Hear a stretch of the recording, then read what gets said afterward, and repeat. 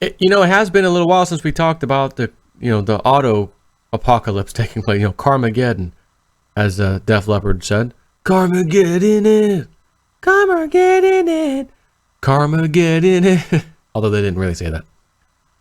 Wolf Street, the next phase of Carmageddon, the banks. Banks have started to tighten lending standards for prime and subprime borrowers, and it shows.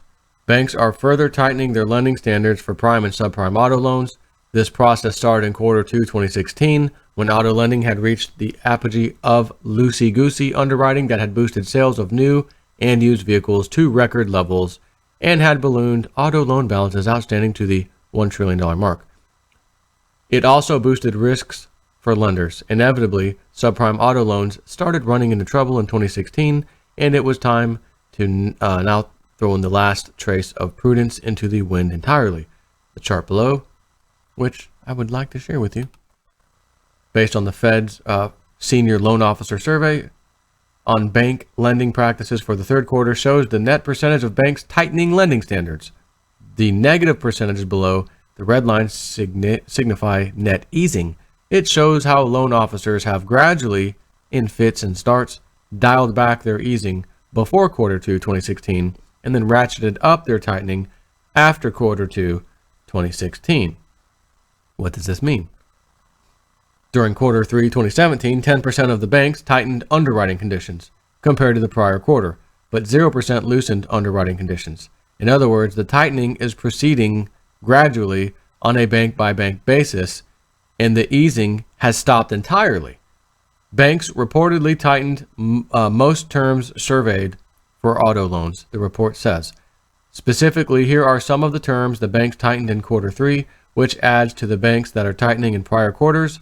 7% net tightened conditions on minimum required down payments, 5% net tightened conditions on credit scores, 8% net tightened granting loans to customers that did not meet credit scoring thresholds.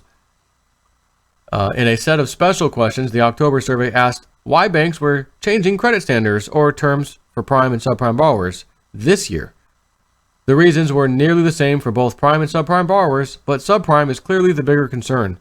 Here is what the bank said about their reasons for tightening lending standards for subprime borrowers. And again, what does subprime mean? Subprime means you are below the low point of credit score.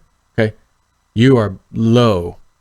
You should have no business getting a loan, kind of a thing. You are subprime.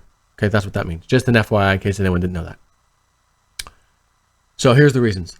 Less favorable or more uncertain economic outlook. 50% somewhat important. 30% very important. Deterioration or expected deterioration in the quality of your bank's existing loan portfolio. That's not looking good. 30% somewhat important. 40% very important. Reduced tolerance for risk. 30% somewhat important. 50% very important. Less favorable or more uncertain expectations regarding collateral values, used vehicle values. 40% somewhat important, 40% very important. And finally, lower or more uncertain resale value for these loans in the secondary market. 33% very important, 0% somewhat important. Some of this tightening is already showing up in the data. For example, the average maturity of new vehicle loans spiked in Q1 2017 at 67.4 months, according to Federal Reserve data. The data for Q3 is not yet available, but in Q2, the average maturity dropped to 66.5 months, the first major drop since 2011. Note on the left side of the chart how the average, well, in case you want to see it, the average maturity plunged during the financial crisis as credit was freezing up and auto sales collapsed, and it was hard to get anything financed. Here we go. And but the tightening hasn't yet showed up in total loan balances outstanding, which jumped by $19 billion during the third quarter, likely boosted by the first batch of replacement sales from the hurricanes. What has shown up is massive adjustment of the data going back to Q4 2015. Since I keep the old data, I overlaid the prior unadjusted data.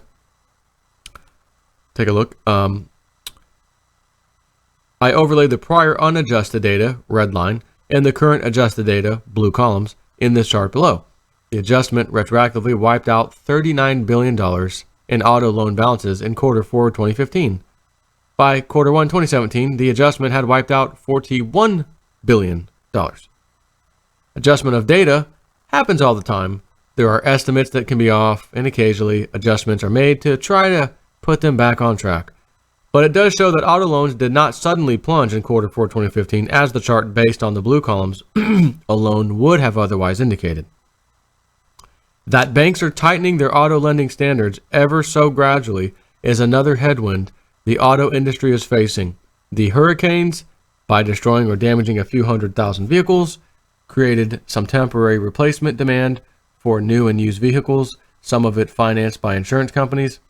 This replacement demand is now papering over the underlying problems of the industry that are constraining demand, which are these four. Too much auto debt, too much negative equity in vehicles after years of loosey-goosey lending, which makes trading difficult, new vehicle prices that have moved way out of reach, and incomes that have been stagnating for a large part of the population. And about the second to last one, new vehicle prices that have moved out of reach.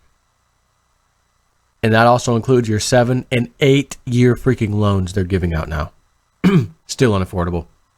And these headwinds will still be there after the replacement demand from the hurricane settles down. That was from Wolf Street. Take care.